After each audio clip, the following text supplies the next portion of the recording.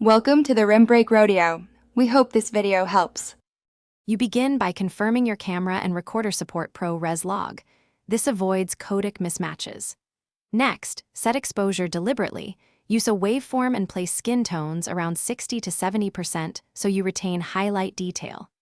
Once done, switch to the log picture profile.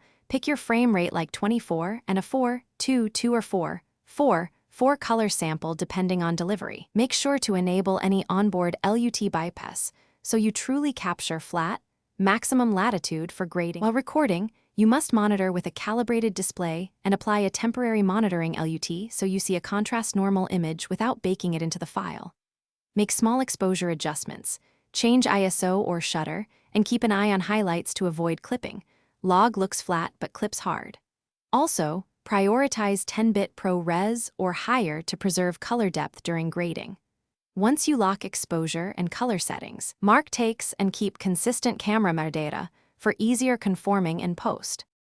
You start post by importing the ProRes log files into your NLE and ensuring color space metadata is preserved so transforms are accurate. First, apply an appropriate input LUT to convert from log to a working space, then perform primary corrections.